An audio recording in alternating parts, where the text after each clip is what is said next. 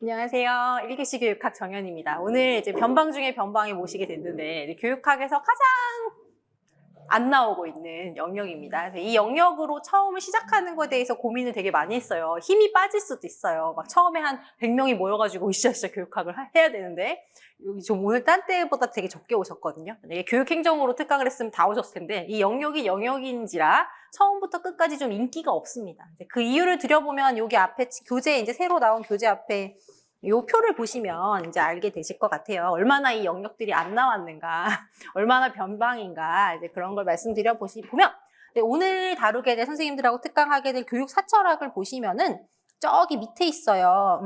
2015 하. 2015 하에 지금 자유교육 교육 목적 있죠? 이거 한 번 나오고 지금까지 안 나온 거예요, 이 영역이. 그 다음에 내일 특강으로 다루게 될 생활지도와 상담을 보시면 2014 상에 보면은 핑크색으로 3칸 있죠? 이때 나오고 지금까지 안 나왔어요. 그래서 이러다 보니까 이제 9년 정도 출제가 안 되다 보니까 이제 수험생분들이 처음에는 이 부분을 보지만 뒤로 갈수록 보실 수가 없어요. 우리 임용이 공부량이 엄청 많잖아요. 그래서 보지 못하고 그러다가 시험 전날에 막 불안해해요. 내가 사철학이랑 생지를 통째로 안 봤다. 이게 나오면 어떡하죠? 근데 그때 걱정을 해도 그걸 못 봐요. 그래서 제가 이제 어떻게 할까 고민을 하다가 얘를 중간에 넣을까 뒤로 뺄까 뭐 작년 인강을 드릴까 여러 가지 방법을 하다가 제일 여유가 있어요. 수험생활 하는 중에 지금이 1월 달이 제일 여유가 있고 지금 강의실이 이렇게 다 차지 않았죠. 이 변방 영역인 것처럼. 근데 이제 한 보름만 있으면 다 쏟아져 오시거든요. 그러니까 아직은 시작하지 않은 사람들이 많은 이 시기에 하면 좋겠다. 이걸 영상으로 남겨서 나중에 혹시 불안하실 때 이 영상을 되돌아보면서 또는 모의고사를 풀었는데 사철학에 대한 문제가 뭐 제 거든 다른 사람 거든 뭐가 나왔어요. 그럼 되게 불안하거든요. 나는 공부 안 했는데 소크라테스가 나왔어. 그렇다고 사철학을 다 볼 수가 없을 때 이 영상을 좀 돌려보면서 공부하시면 효율적일 거라고 생각을 했고 그래서 올해는 교재를 양을 늘린 건 아니고 한 권을 2권으로 쪼개서 이제 변방 영역을 따로 만들었어요. 그러니까 버리는 용도? 그렇게 말하면 안 되지. 안 되지. 중요한 영역인데 우리는 어차피 교육학이 뭐가 중요한지 사실 그게 뭐 중요합니까? 우리 수험생들한테는 나오냐 안 나오냐가 사실은 제일 중요한데 그 한 권을 다 들고 가게 했더니 한 권 중에서 지금 여기 들어있는 사철학, 그 다음에 생활지도와 상담, 교육사회, 교육과정 총론은 마지막에는 보기가 어렵습니다. 그래서 9월 이후에는 이 책을 거의 보지 못할 거예요. 틀렸을 때만 찾아볼 수 있는 그런 책이거든요. 그래서 오늘은 이런 식으로 얘 교재가 지금 굉장히 얇아요. 제 새끼손가락 손톱보다도 얇은데 이렇게 일부러 떼냈다. 편차를 필요 없게 아주 얇고 이게 마이너 교재라는 책이에요. 그래서 이걸로 이제 오늘 특강, 내일 특강 이렇게 이틀 진행하겠습니다. 그래서 안심보험이라고 이름을 줬어요. 1년 동안 사고가 안 나오면 좋죠. 안 나오면 좋아. 근데 사고가 날 수도 있고 거기에 우리는 대비를 해야 안전하게 공부를 할 수가 있어서 연초에 이렇게 좀 여유가 있을 때 저도 여유가 있고 선생님들도 마음의 여유가 없죠? 없지만 비교해봐요. 지금이 제일 여유가 있는 시기예요. 그래서 지금은 이걸 제가 설명하면 들릴 것 같아서 나중에 설명하면 안 들릴 것 같아서 이것을 이렇게 진행하게 됐고 이제 오늘 교육 사철학, 내일 생활지도와 상담 원래는 2일, 4일 예정했었는데 이제 강의실 문제로 연달아서 2일, 3일 이렇게 진행을 하게 되었고요. 출제되지 않는 영역이다 진짜. 그래서 미리 챙겨두면 든든하다. 나중에 이제 9월 뭐 재수생 선생님들은 6월이나 9월 달에 많이 오시는데 아예 빼고 시작하세요. 5개 영역만 봅니다. 근데 이제 또 면접을 생각해 보면요. 이 영역이랑 면접도 관련되는 부분이 되게 많아서 우리가 안 볼 수는 없는 그런 영역이라서 이제 이런 식으로 직강 지금 윌비스 임용해서 진행하고 인강은 새로 생긴 홈페이지에서 다시 보기를 하실 수 있으니까 언제든지 다시 보고 싶으시면 보시고 교재는 이렇게 얇은 예가 있고요. 두꺼운 애는 이제 편집 중에 있어요. 이게 올케어반에 처음 들어가는 진도반, 개별 진도반의 가장 앞부분에 해당하는 내용이 될 거고요. 6월, 7월, 8월, 9월, 9월, 11월 모의고사가 되면요. 이 영역들은 거의 못 나오거나 아니면 가끔 2점 정도 출제되는 정도로 중요도를 변별해서 하게 됩니다. 그래서 오늘 교육사철학인데 교육사철학 전공하는 사람들이 이 강의를 들으면 되게 웃을 거예요. 내가 4년 동안 공부한 거를 지금 3시간 안에 다 하고 있네. 또는 4년 동안 공부한 것보다 제가 다루는 내용이 훨씬 더 많을 수도 있습니다. 평생 교육만 전공한 사람도 있고 소크라테스만 2년 동안 공부해가지고 그걸로 논문 쓰는 사람도 있는데 우리는 오늘 정말 수박 할 길을 할 거예요. 그래서 굉장히 많은 내용을 오늘 좀 빨리빨리 진행하면서 중요한 건 자세하게 콕콕 집어서 다루고 중요하지 않은 거는 휙휙 넘어갈 거예요. 그래서 선생님들이 이거 너무 빨리 넘어가는 거 아니야? 근데 그럴 수밖에 없는 여러 가지 배경이 있습니다. 그래서 제가 자세하게 다루고 조금 천천히 설명하는 부분은 제 맘대로 정하는 것이 아니라 다른 영역에서 기출됐던 거. 뭐 5급이나 다른 교육학 시험들이 있죠. 공무원 시험들. 그래서 그런 시험에서 기출되었던 부분은 그래도 중요도가 높아서 조금 자세하게 설명을 드릴 거고요. 객관식이나 다른 영역에서 아예 출제가 되지 않는 부분이 있어요. 그래서 그런 부분 아니면 출제하기 좀 어려운 특성이 있는 부분들은 정말 제목만 읽는 수준에서 휙휙 지나갈 거예요. 그래서 교육의 이해. 한국 교육사, 서양 교육사 난리가 났죠. 지금 역사가 얼마나 긴데 그 다음에 교육 철학 이렇게 4가지를 다루게 되고 굳이 이 중에서 골라봐라 그러면 1번으로 중요한 게 제 생각에는 이제 교육 철학입니다. 그래서 여기가 이 안에서는 1번으로 중요한 내용이 되겠고요. 교육의 이해를 2번으로 꼽고 싶어요. 왜냐하면 얘는 면접이랑 많이 관련이 돼서 약간 배경 지식을 가지고 있어야 면접에서 답하기 쉬운 부분이 있거든요. 그럼 3번, 2번, 3번은 진짜 거의 나온 적이 없어. 그치만 얘네 2개를 비교해서 뭐가 중요하냐. 그럼 소크라테스나 뭐 페스탈로치나 루소는 안 들어본 사람이 없잖아요, 우리. 그래서 이게 3번 정도 되겠고요. 한국 교육사는 진짜 휙 지나가게 될 거예요. 그래서 4번. 이런 중요도의 순서는 이런 식으로 선생님들이 잡아서 보실 수가 있습니다. 그래서 제 말이 점점 빨라지고 있는데 어마어마한 진도를 이제 오늘 감당하기 위해서 점점 빨라지고 이제 교육의 이해부터 샥샥샥샥 지나가 보도록 하겠습니다. 그래서 이거는 책 사는 것을 막 강요하고 싶지 않습니다. 선생님 있는 책 있으시면 보시면 되고 근데 거의 있던 내용이랑 크게 달라진 건 없어요. 제가 주로 빼려고 노력했고 넣으려고 노력하지 않았습니다. 오늘 이걸 강의를 들으시면 오늘 내일 들으시면 이 교재의 반 정도를 하게 되고요. 사회학은 이렇게 특강으로 진행할 수가 없어요. 교육사회는 어려운 개념들이 사실 있고 교육사회의 개념을 모르면 풀지 못하는 면접 문제도 등장한 적이 있어요. 그래서 교육사회학은 뒤로 빼서 정식으로 좀 자세하게 다루게 되고 그 다음에 제일 뒤에 보시면 교육과정 총론이 들어있어요, 이 교재에. 그래서 총론을 다 넣은 건 아니고 선생님들이 보시면 좋은 페이지 발췌했어요. 중등 임용 교사다. 그러면 개정 교육과정 총론에서 이 정도는 알아야 된다 하는 내용에 중요하게 밑줄을 그어놨습니다. 한번 보시면. 그리고 중요한 내용에 별표를 쳐놨어요. 그래서 1월 초부터 1월 중순까지는 많은 선생님들이 아직 학원으로 몰려들지 않는 그런 조용한 시기인데 이 시기에 이 정도만 교육학을 공부해놔도 이제 가면 갈수록 든든하고 이런 내용이 답안을 좀 풍부하게 해주는 부분들이 분명히 있습니다. 그래서 총론도 뒤로 가면 갈수록 중요한 건 아는데 볼 수가 없어요. 강론 외우기도 너무 힘들거든요. 강론은 달달 외워야 되잖아요. 그러니까 총론까지는 못 봐요. 근데 총론에서 문제가 나와도 할 말이 없어요. 초등이나 다른 쪽에서는 초등에서는 이제 총론 같은 것들이 덜어 물어보게 되고 또 총론을 모르면 면접 못 봐요. 근데 면접까지 해야 합격할 수 있는데 1차 합격부터 면접까지 시간이 그렇게 넉넉하지 않습니다. 그래서 지금 1, 2차까지 합격을 노린다면 총론도 봐야 되는 시기다. 그래서 보름 정도의 공부는 그렇게 하시면 좋겠습니다. 자, 교육의 어원인데요. 이제 교육학 공부를 하는 가장 기본 중에 기본으로 교육이라는 말이 어디서 왔나 생각을 해보는 거죠. 1번 동양, 2번은 서양입니다. 그래서 책 순서대로 지금 쭉 나갈 거예요. 동양은 보면 저기 손에 회초리를 들고 아이를 인도한다 그러잖아요. 그래서 교육에서 여기 숨어져 있다는 거죠. 회초리가 숨어져 있다는 거죠. 회초리가 숨어져 있으니까 누구 중심입니까? 어른이 이제 중심이 되는 거죠. 교육을 하는 어른 중심. 그래서 교사 중심의 뉘앙스가 많이 들어있다. 동양의 교육에는. 동양 어원에서는 교육은 교사와 아동 사이에 어떤 인간관계를 전제하는 거예요? 수직적인 인간관계를 전제하는 거죠. 나는 교사니까 가르칠게, 너는 배워. 수직적인 인간관계를 전제하고 있다는 것을 알 수 있죠. 그럼 서양은 수직적인 부분도 있고 수평적인 부분도 같이 들어있는데 이제 페다고지 제 아이디이기도 해요. 제 카톡 아이디이고 여기다 퍼스트를 붙이면 1교시 교육학 홈페이지 제목이기도 해요. 그러니까 페다고지가 교육학인데 페다고지죠. 교육학인데 이 어원이 페다고지죠. 페다고그에서 왔는데 이제 그리스 시대의 우리 높은 우리 양반님의 자제를 이렇게 데리고 다니면서 학교에 데리고 다니는 종이에요. 종이 이름. 그러니까 선생님들이 나중에 하실 직업은 종이에요. 공부하는 종이에요. 그러니까 종이야. 왜 데리고 이제 학교 끝나면 집에 데려다 주고 이런 보모 같은 그런 건데, 그러니까 아동을 이끄는 거죠.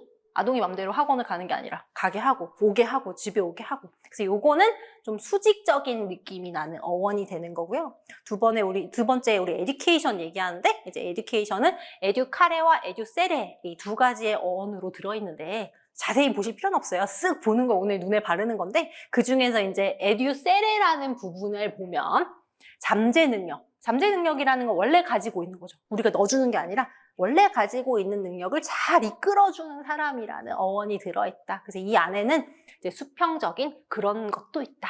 그래서 이런 게 어원이다.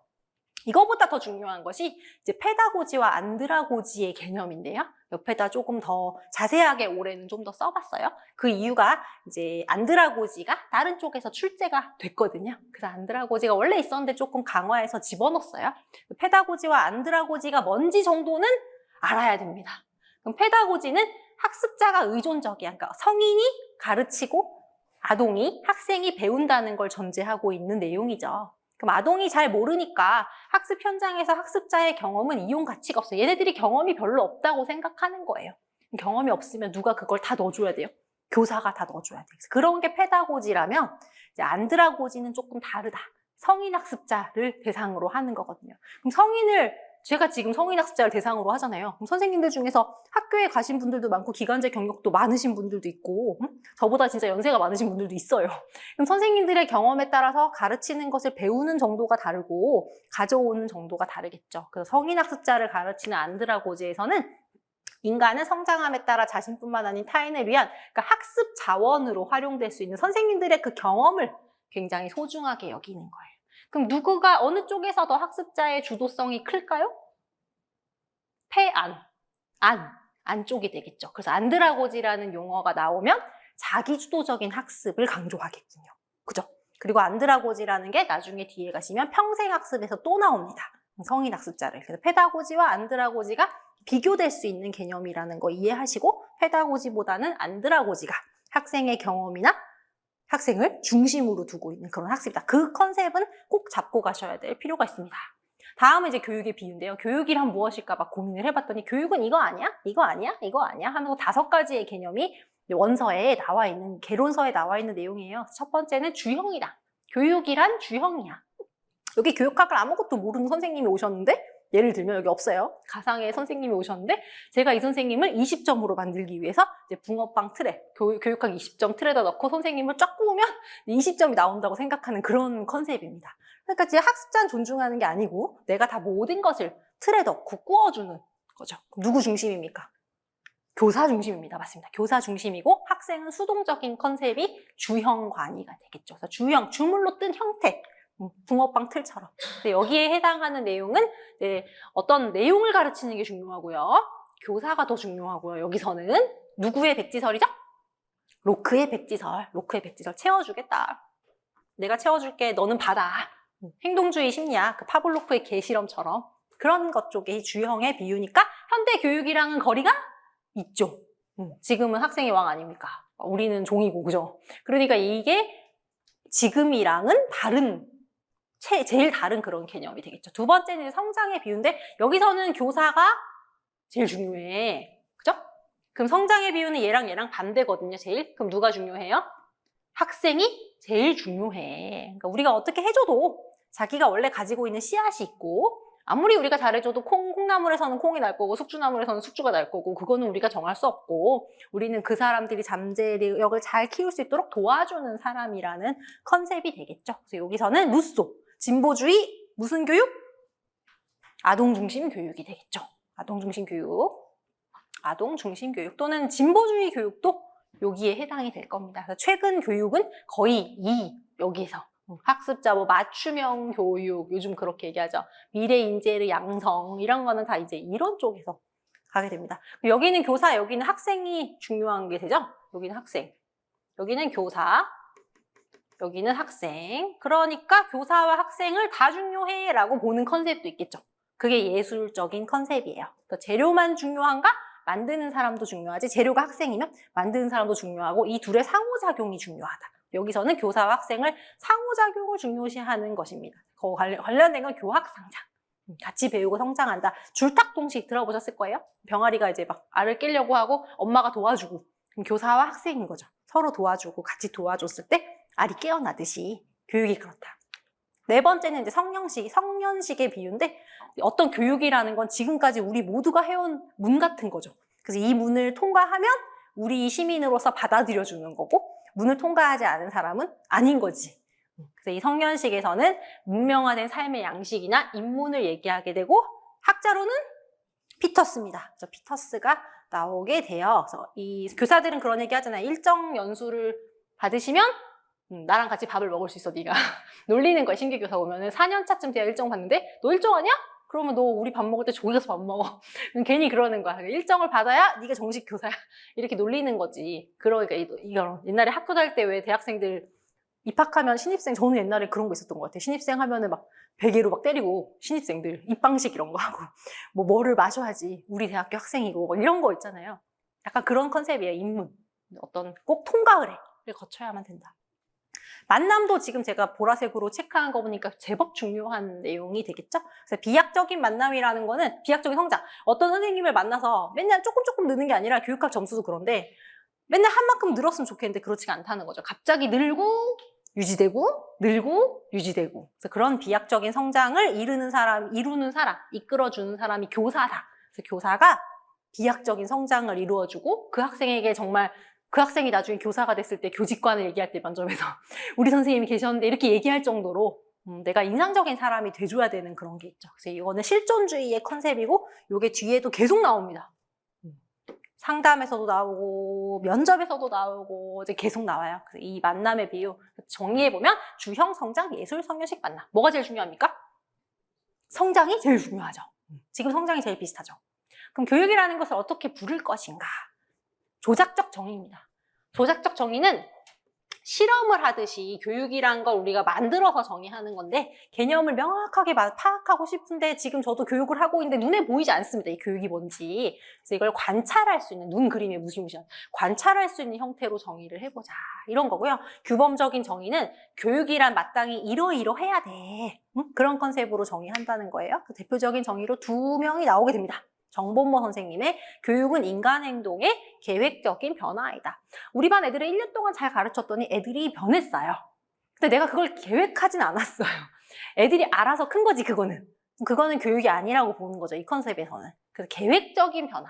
선생님이 우리 애들을, 우리 인성을 이렇게 훌륭한 애들로 어떻게 키워야지. 1년 동안 식물을 가꾸면서 애들이 인성적으로 훌륭하게 키워야지 했다면 그건 교육인 거고 계획이 없다면 교육이 아니다. 이 정본모 선생님의 교육의 정의가 대표적으로 나와 있고요. 피터스 또 나왔죠. 아까 그 피터스요. 그래서 가치 있는 활동이나 공적 전통, 문화유산, 인문이다. 문을 통과하는 그런 것을 교육이라고 부른다. 학부 때 다 배우셨죠? 그럼 이런 것들을 피터스에서 이제 중요한 거예요. 그래서 이런 것들은 외우지 않으면 이제 문제를 풀 수 없는 거죠. 물어봤을 때 상식적인 내용인데 잘 콕 찍어서 쓰지 않으면 핀트가 어긋날 수 있는 부분이라 이제 이 별이 나오면 이거는 그래도 봐주자는 내용이에요. 하다 보면 오늘 이제 별이 좀 나올 거거든요. 어떤 상황을 주고서 이게 교육일까요 아닐까요? 이렇게 문제를 냈을 때 피터스의 준거에 따라서 생각을 해볼 수가 있어야 돼요. 첫 번째는 규범적이죠. 그래서 규범적인 준거. 규범적인 준거는 그 교육의 목적이 어땠는지 보는 거예요. 그래서 목적이 어떤 가치 있는 것을 가르치려고 했다면 교육이다. 근데 가치 없는 거를 가르치려고 했어. 싸움을 가르치려고 했어. 아이한테 어떤 기술이나 요령을 가르치려고 했어. 가치가 없어. 그럼 가르치고 잘해도 교육이 아니다. 이 규범적인 준거가 있고요. 두 번째 인지적인 준거는 내용을 말해요. 그 내용이 지혜가 있어야 돼요. 지혜로운 거. 그 내용이 어땠냐. 잘 좋은데 쌩쌩이 스킬을 가르쳐. 이거는 이제 지식이 아니잖아요. 계속 써먹을 수 있는 지식이 아니잖아요. 요거는 내용과 관련된 얘기를 하는 거고요. 세 번째를 제일 많이 물어보는데 사실은 이제 과정적인 준거인 거죠. 제가 교육학 20점을 만들어 드리는데 대신 맨날 와가지고 막 밤 11시까지 선생님 잡아놓고 막 세뇌하고 막 이러면 이건 교육이 아니잖아요. 그러니까 그 교육이 다 잘 됐어도 방법이 온전한가. 방법을 말하는 거예요. 그래서 의식과 자발성이 있어야 된다. 그래서 이거는 외워줘야 된다. 그래서 피터스의 세 가지 준거가 있는데 뭐가 있어요? 이 외우고 얘기해보고 끝내버리게 뭐가 있어요? 규범적, 인지적, 과정적. 그래서 오늘 집에 가시면서 버스 탈 때 규범적, 인지적, 과정적. 그거는 해야 돼요. 교육사 철학 다른 건 눈으로 봐도 되는데 요거는 해야 됩니다. 교육의 목적, 내재적인 것과 외재적인 목적으로 넘어간대요. 내재적인 목적은 교육을 하는 그 자체가 중요해. 교육으로 뭘 하려고 하는 게 아니라 교육을 받았다는 그 자체가 너무 중요해요. 그래서 그 교육 안에 있는 목적 그 자체가 중요해요. 그래서 교육안이라고 말했거든요. 이런 컨셉을 가진 학자들은 피터스 주의 2황. 그래서 2황에 오늘 나옵니다. 위기지학. 요런 게 나와요. 그래서 여기 문이 있었죠. 교육이라는 게 왜 중요해? 그럼 1급 전교사 연수 아까 안 받으면 밥 같이 안 먹는다며. 그럼 1급 전교사 연수 가서 뭘 배우는데? 그럼 뭐 없어. 다 아는 거야. 안전교육. 그럼 그게 왜 중요해? 그냥 중요해. 교육을 받는다는 거는. 약간 교육 그 자체가 너무 중요해. 내재적인 가치가 되겠죠. 외재적인 목적은 1급 전교사를 받으면 외재적인 목적에서 왜 좋아? 1호봉이 오르니까 좋아. 그렇게 뭔가 돈이나 뭐 수단 이걸 하면 왜 좋은지 선생님들한테 그래도 1급 전교사를 받아서 얘기할 수 있어서 좋아. 그러면 그것도 외재적인 목적이 되겠죠. 그래서 외재적인 목적은 교육을 받아야 돼. 교육학 논술이 20점을 받아서 흥미가 있어. 내가 공부를 했더니 보람을 느꼈어. 내재적인 목적이 되겠죠. 근데 교육학을 뭐 19점 맞았더니 변별이 3점이 생겨서 전공보다 좀 쉽게 됐어. 예를 들면. 그거는 다 외재적인 목적이 되는 거죠. 그래서 여기서는 흥미, 호기심 같은 게 들어가는 거예요. 자아실현. 요 컨셉도 나중에 심리에 가보시면 뭐 내재적인 거, 외재적인 거 계속 나누게 돼서 이게 뭔지 정도는 이해를 하셔야 됩니다. 외워야 될 건 없지만. 평생교육으로 가겠습니다. 전생에 걸쳐서 이루어지는 모든 교육인데요. 사실 평생 교육이 있고 지금 우리가 하는 학교 교육이 있잖아요. 누가 더 커요? 평생 교육이 더 커요. 그러니까 평생 교육이 학교 교육을 다 잡아먹는 개념이거든요. 그런데 법이 다른 거예요. 우리는 초중등 교육법에 지배를 받고 있고 평생교육법이 따로 있어요. 그래서 평생교육법에서 얘기하는 평생교육은 평생교육에서 학교 교육을 뺀 걸 얘기하거든요. 그럼 그 평생교육이 뭐냐면 전생에 걸쳐지는 이루어지는 교육인데 시간을 따져보면 아기 응애부터 저기 노인까지 수직적 시간적으로는 평생 인생의 모든 단계에서 아기가 뭐 유아원에 가고 유치원에 가고 뭘 배우고 지금 노인들도 되게 열심히 배우잖아요. 저기 막 안양천 이런 데 가보면 게이트볼 막 이런 거 엄청 열심히 하시잖아요. 그럼 전생에 걸쳐서 배우는 그것을 평생교육이라고 한다. 시기적으로. 수직적으로는 뭐 집에서도 배우고 학교에서도 배우고 유튜브로도 배우고 친구 누구 김씨를 만나서도 배우고 어디서든지 배움이 일어난다. 수평적. 이걸 왜 하냐? 왜 배워야 돼요? 삶의 질이 높아지기 때문에 배워야 되겠죠. 키오스크에서 주문을 못해. 그럼 삶의 질이 낮아지겠죠. 키오스크에서 주문을 할 수 있어. 내가 100살이지만. 그럼 삶의 질이 높아지겠죠. 그래서 수평적, 수직적인 컨셉이고 이걸 잘하면 왜 합니까? 인간의 삶의 질을 향상시키기 위해서 합니다. 개인적으로는 자아실현 할 수 있고요. 사회적으로는 인간관계 할 수 있고요. 그래서 여기에 보면 평생교육 사례에 이제 한 가지 정도만 보시면 되는데 방송통신대학교가 제일 대표적인 예가 되겠죠. 그래서 연세 드신 분 중에서 학교를 공부를 못한 게 한이 되는 경우에 저희 엄마 친구도 70세가 넘었는데 방송통신대학교에서 대학 학위를 받으셨대요. 그럼 제가 속으로 아니 왜 그걸 받아도 뭐 어떻게 되는 게 없는데 근데 그분의 한인 거잖아요. 그래서 그런 평생교육의 컨셉이 있는데 이걸 왜 배우냐면 우리가 가르치는 애들이 학교를 졸업해도 계속 배워야 될 애들이라서 이런 내용이 들어있습니다. 평생교육의 필요성, 교육의 내적인 건지 교육의 외적인 건지 볼게요. 인구가 증가했어요. 평균 수명이 연장됐어요. 저는 제가 101살까지 살 거라고 예상하고 있는데 선생님들 어떤지 그냥 혼자 예상하는 거야. 101살까지 살아야 될 것 같아요. 왜냐면 저는 공무원 연금이 있거든요. 죽을 때까지 준대요.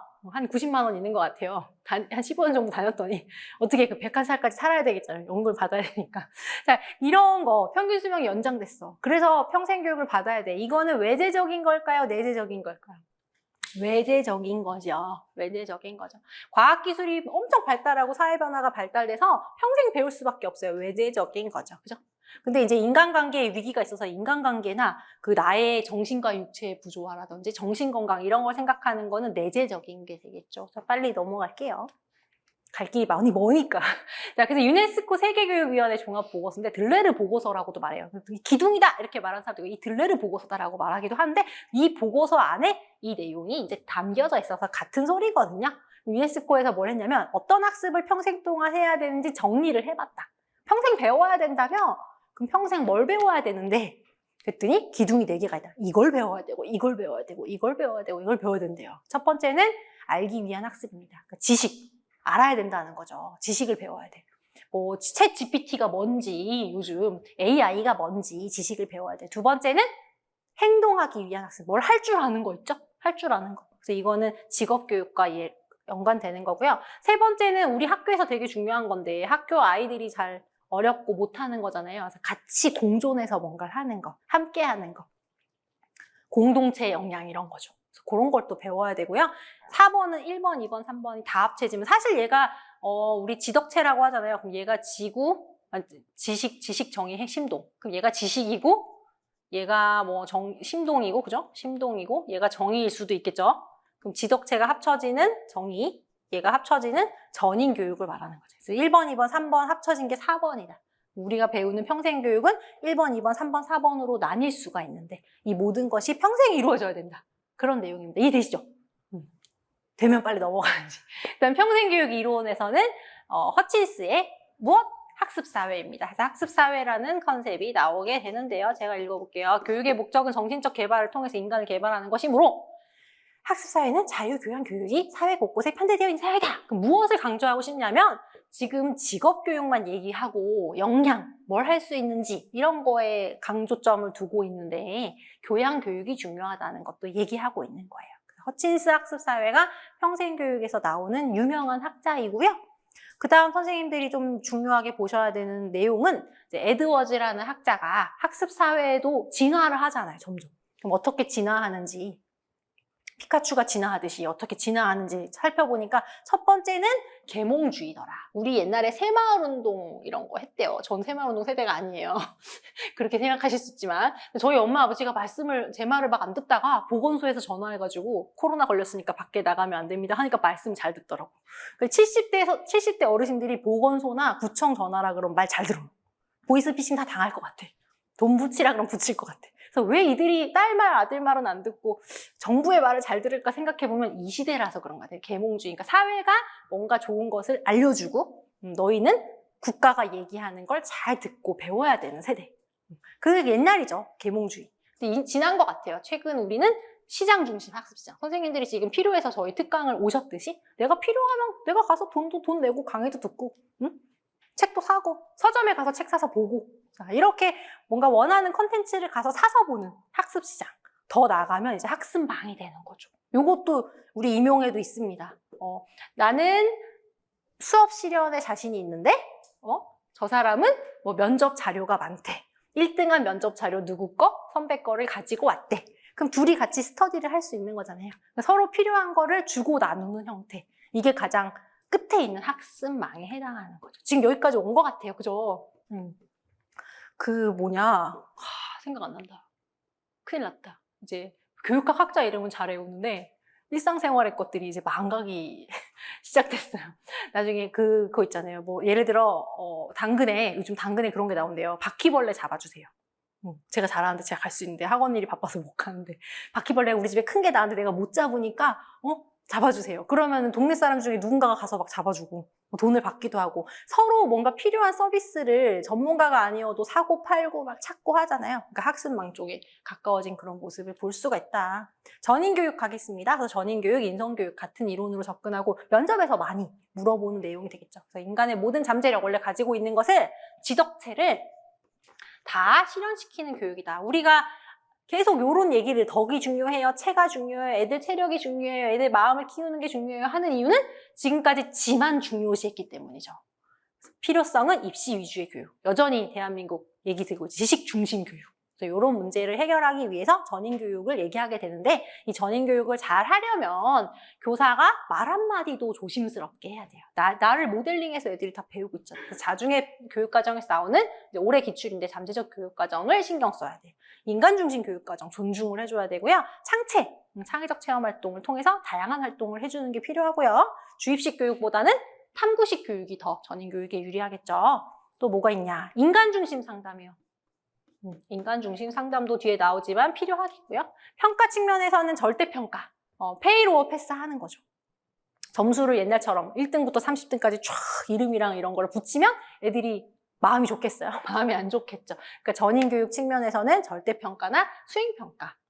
너가 50등이었지만 올해 지금 40등이 됐으니까 얼마나 잘했니? 이렇게 해주라는 거죠. 개별적인 측면에서 과정 중심으로 해주라는 거예요. 그래서 이런 것들 다문화 교육입니다. 면접에서는 중요하게 나오고 교육학 문제로 나온 적은 없지만 5급에서는 심심치 않게 중요하게 다루고 있고 제법 깊은 컨셉들도 들어있습니다. 자기 문화에 대한 정체성을 바탕으로, 그러니까 다른 나라 문화를 막 알아보는 지구마을 게임이 아니라 왜 하냐면 내 정체성을 알기 위해서, 내 정체성을 바탕으로 타문화에 대해서 개방적이고 이해적인 태도를 길러. 그럼 이 컨셉이 뭐랑 관련되냐면 2022 개정교육과정에 얘기하는 한 가지 용어랑 맞아지거든요. 뭐요? 포용성이에요. 그래서 2022 개정교육과정을 보면 포용성을 얘기하죠. 포용성 강조하잖아요. 그 포용성이랑 다문화 교육은 깊은 관련이 있다. 포용성, 다름을 인정하고 받아들이는 그런 마음. 다문화가 아니어도 우리 모두 다 다문화니까. 그래서 넓은 의미에서는 국적만을 말하는 게 아니라 뭐 인종, 민족, 문화, 성, 사회 계층을 다 말한다. 그럼 다문화 교육으로 무엇을 이루고 싶냐? 이제 뱅크스 선생님이 목표를 4가지 얘기했는데 자주 모다로 외우거든요. 자기 이해의 심화 추구. 다른 문화를 막 알다 보면 나에 대해서 더 많이 알게 된다. 사람들이 여행을 가잖아요. 여행 가서 다른 나라를 막 가잖아요. 그럼 여행을 가서 다른 나라 걸 다 봤는데 하는 말은 나를 다시 찾았다고 하잖아요. 내가 어떤 사람인지 여행을 통해서 알게 됐다. 그런 얘기 하잖아요. 그러니까 이거를 다양한 문화를 보면 자기에 대한 정체성이 깊어진다. 두 번째는 주류 교육과정에 대한 대안을 제시한다. 우리 교육과정에는 어떤 문제가 있고 무엇을 수정해야 되고 이런 거를 다문화 교육과정이 한다. 세 번째는 모든 학생들이 다문화 사회에서 요구되는 지식, 기능, 태도를 습득한다. 여기서 중요한 건 모든 학생들입니다. 우리나라에 온 친구만 우리나라 문화를 배워야 되는 게 아니라 다 같이 배워야 돼요. 다문화 교육. 그래서 모든 학생들이. 네 번째는 다문화 가정이 차별을 받고 있다면 고통이나 차별을 감소하는 것을 목표로 하고 있습니다. 그래서 얘네들이 처음에 오면 어울리기 힘들잖아요. 학생들이. 자주 못 와. 협동학습 자주 못 와놓고 자주 서로 얘기를 하게 하고 상호작용을 하게 되면 다문화 교육이 잘 이루어진다. 지금 제 말이 되게 빠르죠? 빠르죠? 빨라요? 따라갈 수 있어요? 괜찮아요? 빠르면 이렇게 해주세요. 느리게 해라. 지금 진도가 동양과 서양을 다 훑고 와야 돼가지고 막 빨리 가고 있어요. 교육학에서 중요한 영역은 아니라서 최대한 선생님들의 고통을 줄여드리기 위해서 주사를 지금 빨리 맞고 계시거든요. 닌게를. 좀 어지러운 얘기라서 제가 조절을 할게요. 영역, 어떤 걸 하냐면 내용.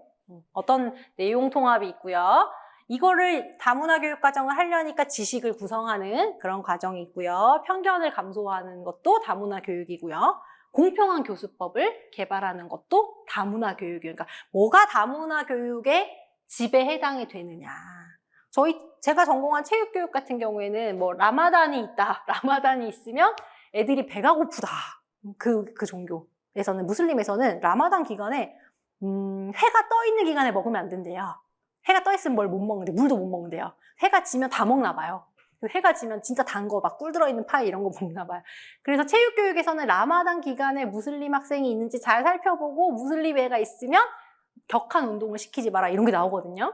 그럼 그게 바로 공평한 교수법일 수도 있거든요. 그럼 각 교과에서 다문화 학생이 있을 때 공평하게 가르치는 법을 연구한다면 그것도 다문화 교육의 영역이다. 이렇게 보시는 거예요. 그래서 이런 것들이 다 다문화 교육에서 해야 되는 일들이다. 여기까지가 다문화 교육의 영토다. 그렇게 보시면 이해되시고요. 다문화 교육을 위해서 교사가 뭘 해야 되냐? 이제 요것은 면접에서 나왔어요. 면접 기출이에요.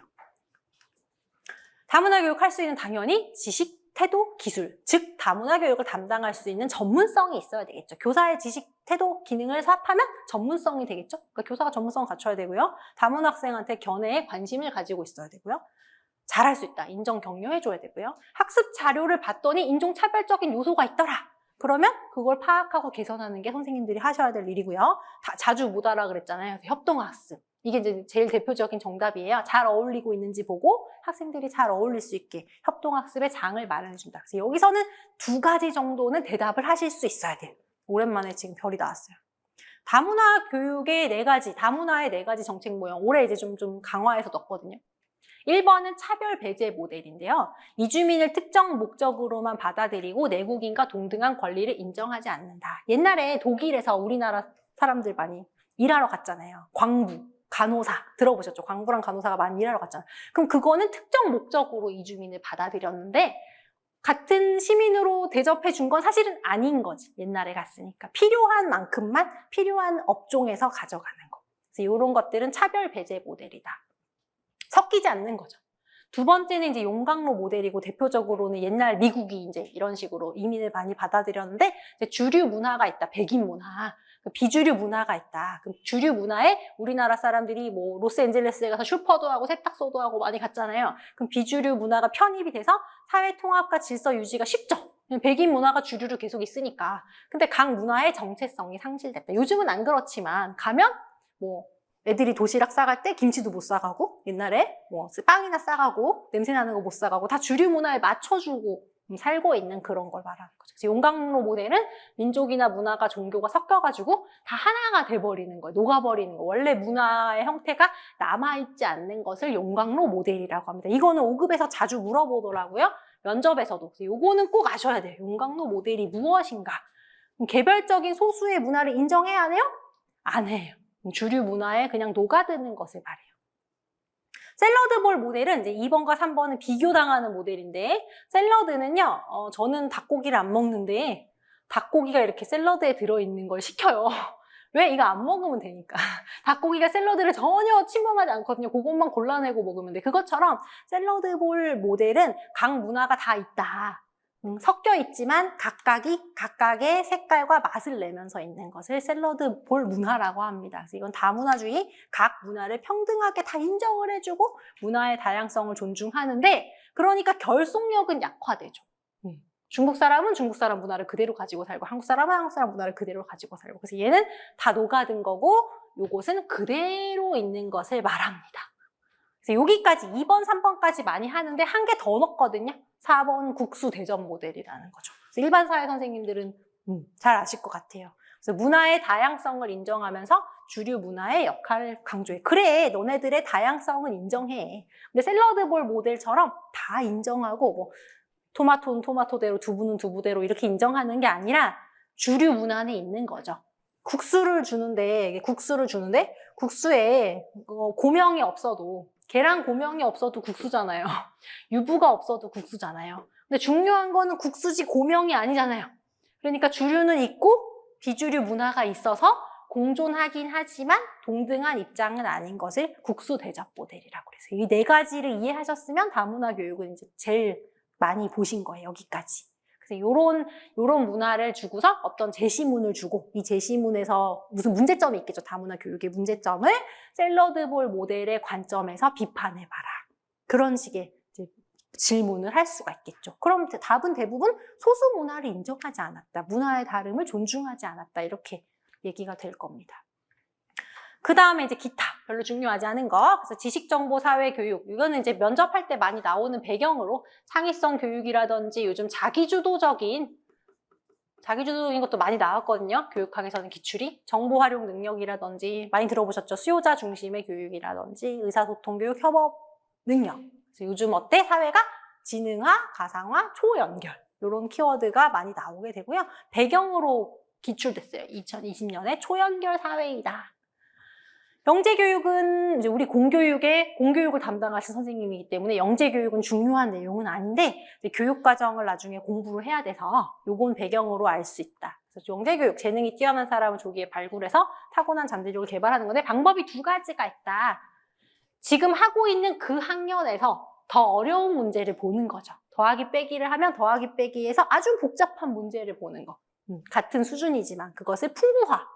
라고 하고요. 더하기 빼기를 굉장히 잘하는 영재한테 막 미적분까지 가르치는 거. 진도를 앞서는 것을 속진이라고 합니다. 그래서 심화와 속진이라는 컨셉은 알아두시면 교육과정 공부할 때 또 나오게 됩니다. 렌줄리라는 학자의 이름과 함께 같이 나오게 돼요. 그래서 이건 알고 있으면 되고요. 대안교육은 우리한테 안 물어봅니다. 공교육 교사니까. 네, 이런 거 있다. 어려워하는 친구가 있으면 대안교육으로 보내면 안 되죠. 그렇게 말하면 안 돼. 근데 대안교육이 있다는 거를 이제 교육적으로 알고 있다. 열린 교육 있습니다. 이런 게 있다. 진보주의 교육 철학이다. 학제! 이것도 우리는 단선형이죠. 단선형 학제. 언제든지 내가 대학 가고 싶으면 다시 열심히 공부해서 가면 되잖아요. 근데 유럽에서는 11살 때 딱 너는 대학 가는 학교로 가. 너는 기술을 배우는 학교로 가. 이렇게 남아있기도 하거든요. 영국이나 유럽에. 그래서 이런 거는 복선형 학제. 어린 나이에 대학 갈 친구와 사회적인 기술을 익힐 친구를 나뉘어가지고 이 학제가 다시 만나지 않는 거는 이제 복선형 학제고 주로 계급 사회가 많이 있었던 데 남아있는 거고 우리는 단선형 학제다. 자, 그 다음 교직관 유형이 있습니다. 요거는 면접할 때 나오는 컨셉이죠. 별표 나왔습니다. 성직관, 노동직관, 전문직관. 성직관은 신에게 봉사하는 그런 뭐라 그래야 될까? 신부님이나 스님이나 아니면 목사님의 마음으로 교사에 임하는 거죠. 월급을 안 줘도 책임감 있게 즐겁게 가르쳐야 되겠죠. 내 사명이라고 생각하는 거죠. 봉사하는 마음. 그래서 이거는 성직관. 이것도 있죠. 왜냐하면 대부분 우리나라도 그렇고 외국도 그렇고 교회에서 학교를 세워서 사립학교 재단들 보면 나중에 올라가 보면 종교에 관련된 내용이 많잖아요. 그래서 성직관의 교직관이 있고 두 번째는 노동직관. 그래서 교사도 노동자의 한 명으로서 정치적 활동도 할 수 있는데 왜 금지하는가? 그런 쪽이 있고 세 번째는 전문직관인데 전문직관이 별표예요. 전문직관이 항상 답이에요. 면접에서도. 전문직관인데 성직관의 버금가는 사랑과 봉사를 가지고 있다. 가능하죠. 전문직관인데 노동자로서 어떤 권리를 추구한다. 괜찮죠. 근데 나는 성직관이야 노동직관이야 이러진 않는다는 거지. 그래서 전문직관에 윤리하고 있는데 전문직관이란 무엇이냐. 그럼 어떤 조건을 가지고 있으면 전문직이라고 하냐에 대해서 이렇게 밝히고 있다. 선생님 지금 머리 아프려고 하잖아요. 그러니까 심오한 학문의 이론적 배경이다. 지금은 안색들이 굉장히 좋은데 11월이 가면은 다 미간에 주름이 막 5개씩 생깁니다. 심오한 학문의 이론적 배경. 끝이 없어. 전공 공부. 끝이 없어. 내가 열심히 했는데 저기 사이드에서 시험 문제 나오잖아요. 누구 책인지도 몰라. 어느 전공이나 굉장히 심오합니다. 다른 사람들이 하나에 전공하는 거 여러 개를 선생님들이 시험 보시거든요. 굉장히 심오해. 전문직이 맞구나. 장기적인 직전 교육이고 지속적인 현직 교육. 사범대학교의 학점 또는 사범대학교가 아니라도 교직 이수를 하려면 다른 전공보다 학점이 많습니다. 그러니까 장기적인 직전 교육. 대학교 때 나왔더니 교사가 되면 노는 줄 알았더니 60시간씩 연수를 받으라 그러고 계속 무슨 연수를 하래요. 현직 교육. 전문직 단체와 교권 신장의 필요라고 했어. 이건 약하다는 거죠. 전문직 단체가 있지만 보시다시피 약간 요즘 오합지졸이거든요. 여기 있긴 있어, 전문직 단체가. 교총도 있고 뭐도 있고 있는데, 크게 목소리를 낼 수 있는 단체가 아직은 없다. 그러니까 이거는 좀 약한 면이다, 교직이. 4번에 고도의 지성을 요구한 정신적 활동이죠. 엄청 머리가 아픕니다, 학교에 가시면. 5번은 고도의 봉사성. 그럼요. 봉사성, 자율성, 윤리성 필요하겠죠. 윤리적인, 이거는 이제 면접할 때도 많이 나오는 내용이에요. 그래서 이거는 2가지 정도는 꼭 알고 계셔야 되는 내용입니다. 오늘 교육의 이해가 이렇게 정리가 됐는데 중요한 거 찾아볼까요? 비유 중에서는 뭐가 제일 중요하다? 성장의 비유가 가장 중요하다. 만남은 비유는 어디로 간다? 실존주의로 연결된다. 정의 넘어가고요. 목적은 내재적, 외재적 중에서 내재적인 것들을 많이 다루게 됩니다. 앞으로도 계속. 평생교육, 전인교육, 다문화교육에서 다문화교육 조금 까다로웠습니다. 그 모델 있죠? 용광로 모델, 그 다음에 샐러드볼 모델, 그런 것 쪽은 좀 잘 보셔야 되고요. 면접할 때 전문직관을 다시 만나게 된다. 교육행정에서도 이런 부분이 나와요. 전문성을 가진 전문직을 가진 교사를 어떻게 지원할 것인가. 행정에서도 나오는 부분이라서 연결됩니다. 쉴 줄 알았죠? 끝날 줄 알았죠? 한국교육사까지 할 거예요. 진도 쫙 나갑니다. 한국교육사 크게 중요한 게 아직 기출된 적이 없고 한 번도 나온 적이 없고 역사책을 쫙 넘겨보는 마음으로 볼게요. 자, 고조선을 들어갔습니다. 그랬더니 홍익인간이 나오네요. 홍익인간. 원리인간은 이렇게 한다. 이게 왜 중요해요? 교육과정 총론에 있어서 중요해요. 홍익인간이라는 걸로 항상 교육과정이 시작돼요. 그래서 이게 뭔지 알면 되고요. 곰이랑 호랑이가 동굴 속에 들어가는데 왜 곰이 좋은 거 아니에요? 사람보다? 사람으로 태어나봤자 지금 공부만 하고 엄청 힘들잖아요. 푸바오가 제일 부럽던데 요즘 할아버지가 주는 밥 먹고 나는 왜 공부를 이렇게 해가지고 평생 공부를 하고 있나 가끔 그렇게 생각할 때 있어요. 평소에 아니지만. 근데 얘네들이 다 뭐가 되고 싶어요? 사람이 되고 싶어요. 사람이 되고 싶어요. 그래서 이게 인본주의다. 사람을 귀하게 여기는 교육이다. 토대가 된다. 얘가 뭔가 통과 의례가 있다는 거죠. 쑥과 마늘을 먹어야 된다는 그 의식과 100일 동안 동굴에 있어야 된다는. 그래서 이걸 벗어나야 사람이 되거든요. 그래서 통과 의례가 들어있기 때문에 비유 중에 어디에 유사하다? 성년식입니다. 자, 성년식 하면 어떤 학자가 나와야 돼요? 피터스가 나와야 됩니다. 그래서 이거랑 연결되어 있는 내용이다. 고구려로 갔더니요, 이제 이런 그림 생각나시고요. 문무일치 생각나겠죠. 활도 잘 쏘야 되고 공부도 잘해야 돼요. 어려운 건데 이런 게 있고 태학 경당이라는 애가 있더라. 백제 이런 게 있더라. 근데 신라에선 조금 중요한 화랑도가 있다. 화랑도는 문무겸비인데 화랑도가 훈련하는 걸 보면 공부도 막 하고 시도 짓고 막 어디 가서 활도 쏘고 말도 타고 한단 말이에요. 그럼 그걸 뜯어보면 전인교육이다. 지덕체를 다 공부하는. 그래서 전인교육이랑 관련되는 내용이 이제 있더라, 우리 교육에. 청소년을 대상으로 했고요. 우리도 청소년 대상으로 하잖아요. 비형식 교육이죠? 형식적인 교육은 아니죠. 인격도약, 정신도약, 심심출연. 그래서 전인교육을 하고 있다. 우리나라 역사 중에 전인교육이 뭐가 있지? 아, 화랑도가 있지. 이렇게 떠올리실 수 있으면 되고요. 통일신라에서는 이런 것들이 있다. 보시면 되죠. 이런 거는 독서 산품과라는 게 생겨났다. 과거 제도와 비슷한 거 넘어갈게요. 학교 교육에서 국자감 향교가 있다. 선생님들이 서울에서 교사를 하면 이때 태어났으면 국자감의 이제 선생님이 되시는 거고요. 지방으로 가면 향교의 선생님이 되시는 거예요. 그래서 이런 정도의 중요도로 볼 거예요. 그래서 고려에는 과거 제도가 있다 등등. 조선시대 관학으로 갔어요. 선생님들이 조선시대였으면 사학에서 선생님을 했을 수도 있고 지방이면 향교에서 선생님을 했을 수도 있다. 그리고 서원이 이런 게 있다. 초등은 유명하지만 우리는 이거 그냥 서당이라는 게 있다. 평생교육적이다. 나이에 관계없이 반을 이뤘잖아요. 지금 우리 서당 여기에요. 우리 지금 강의실이 평생교육적일 거야. 연령 제한이 없어. 연령이 다양하실 것 같아. 그러니까 이게 되게 앞서 나가는 교육이다. 평생교육이다. 지금 그 얘기 하고 있는 거예요. 서당에서. 성리학은 중요해서 천천히 갈게요. 그래서 우주의 근원과 사람이 있는데 우주는 어떠한가? 나의 마음은 어떠한가? 이 두 가지를 형이상학적으로 해명하는 철학이다. 굉장히 다 아니? 그게 다잖아. 나랑 세계. 이게 다잖아요. 그래서 우주의 근원, 얘를 이기론이라고 하거든요. 이기론과 인간의 심성, 4단 7점, 얘를 해명하려는 철학이다. 그래서 우주는 어떻게 이루어져 있는가를 설명을 하는데요. 이와 기로 이루어져 있다. 맞는 것 같아. 이 세상에는 변하는 것과 변하지 않는 것이 있다. 그렇지. 모든 것이 변하거나 변하지 않는 것이 있다. 변하는 것을 기라고 하고 변하지 않는 것을 이라고 하자.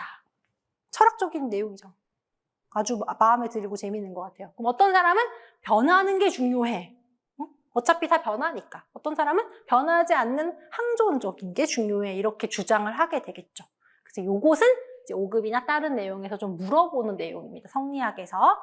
기가 그릇인 거죠. 그릇. 기가 그릇이야. 그러니까 기는 변해요? 안 변해요? 안 변해요. 아니, 틀렸잖아. 이가 그릇이지. 이는 변하지 않아. 항존적이야. 그죠? 기는 변해. 물이니까. 이거는 변해. 그러면 이와 기로 이렇게 보는 거지. 변하는 것과 변하지 않는 것으로 본다. 그럼 변하지 않는 기본적인 게 중요해요. 이가 중요해요. 그러니까 얘는 주리론이 되는 거죠. 쉽게 설명드리면. 그럼 변하는 게 중요해요. 기가 중요하니까 주기론이라고 부르는 거죠. 철학을 하면. 그래서 이가 중요해요? 아니에요. 기가 중요해요. 그 학자의 가장 중요한 사람을 아시면 돼요. 퇴계 이황이 이쪽. 그 다음에 율곡 이가 이쪽이죠. 누가 더 나이가 많습니까? 이황이 더 빨리 태어난 사람이죠. 더 빨리 태어난 사람이에요. 이거는 이와 기가 다르다. 변하지 않는 중요한 것을 연구를 해야 된다. 그럼 교육 공부를 왜 해? 그냥 하지. 인격 도야를 위해서 해야 되는 거지. 이렇게 얘기하게 되겠죠. 그래서 위기지학이다. 자기 성찰, 자기 일을 닦는 거, 도야하는 거, 자신의 인격을 도야하는 게 중요하다. 율곡이는 아니다. 바뀌지 않느냐. 위인지학, 사회적 실천. 다른 사람을 돕기 위해서 학문을 할 수도 있고, 그죠? 학문을 해서 임금님을 도와드릴 수도 있고, 서민을 뭐 잘 살게 할 수도 있고, 실용적인 것들을 어느 정도 중요하게 보는 입장으로 요거랑 요거를 비교하실 수 있으면 돼요. 그 정도. 심성으로 가보면요. 심성에도 마음도 변하는 마음이 있고 변하지 않는 마음이 있다. 그죠? 그래서 변하지 않는 마음은 사단, 인의예지. 우리 그 동대문, 남대문, 동서남북이 인의예지로 문을 지었잖아요. 서울에도. 그래서 이 변하지 않는 사단을 중요시하는 게 있고요. 본연지성. 그 다음에 변하는 게 있어요. 희노애락, 애오욕. 막 기뻤다가 막 슬펐다가 막 어쨌다가 저쨌다가 하는 그 변덕스러운 마음을 칠정이라고 말을 했다. 그래서 내재적인 가치와 외재적인 가치랑 얘를 이렇게 매칭할 수 있으면 돼요. 이황이랑 이가 다르다는 걸 알면 되고, 무엇에 관심이 더 많아요? 교육학에서는 내재적인 거에 관심이 많아요. 실학이 나왔습니다. 실학은 성리학 중심의 세계관을 비판하게 되면서 등장을 하게 되고, 여기서부터는 의를 찾으면 다 교육의 기회균등이에요. 조선 후기니까. 점점 기회균등. 다 기회균등. 누구나 공부할 수 있는 세상을 만들어주는데, 물론 이 사람들이 생각하는 기회균등이랑 지금 우리가 생각하는 기회균등은 다르지만, 상대적인 거지만 기회균등이 계속 나오게 될 거예요. 여기 실학에서는 1번 교육의 기회균등이 시작됐고요. 갑오개혁 이후의 교육개혁도 보면은 기회균등이 나오게 되고, 입국조서 기회균등이 나오게 돼요. 이렇게 열심히 기회균등을 울고 불고 지져가지고 이제 그렇게 된 거죠. 그죠? 일제강점기의 교육으로 가보면 관학을 육성해요. 나라에서 하는 교육을 육성해요. 사학을 탄압해요. 선생님들 나중에 사립에도 많이 가시더라고요. 요즘 더 많이? 그럼 사립을 조사하다 보면 학교가 북한에서 저기 남한으로 이사를 하거나 아니면 중간에 뭐 폐교 이런 것도 있어요. 역사를 보면. 왜 폐교했냐면 사학 탄압 때문에 폐교를 하게 되죠. 그 얘기는 일본이 이제 우미나 정책, 자기네 교육을 수단으로 우리를 식민지화하기 위해서 관학은 자기 마음대로 할 수 있으니까 관학을 육성하고 사학을 탄압하게 돼서 한국어를 가르치면 너네 학교 문 닫아. 뭐 너네 애들이 뭐 한국어로 된 시 읽을 거면 학교 문 닫아. 뭐 이런 시기가 있다는 거죠. 그래서 사학을 탄압하는 이런 일이 있었다. 교육학에서는 그 정도만 보면 돼요. 그래서 끝났어. 한국 교육사. 대단하죠? 그래서 삼국시대의 화랑도가 전인교육이다. 요거 하나. 그다음에 홍익인간 전인교육 요거 보시고요. 그 다음에 조선시대 성리학 요거 조금 까다로운 내용이고 혼자 보면 또 헷갈릴 수도 있어요. 요거는 표로 보시면서 이기론이 있었고 주리론과 주기론이 있었고 학자로는 누가 있어요?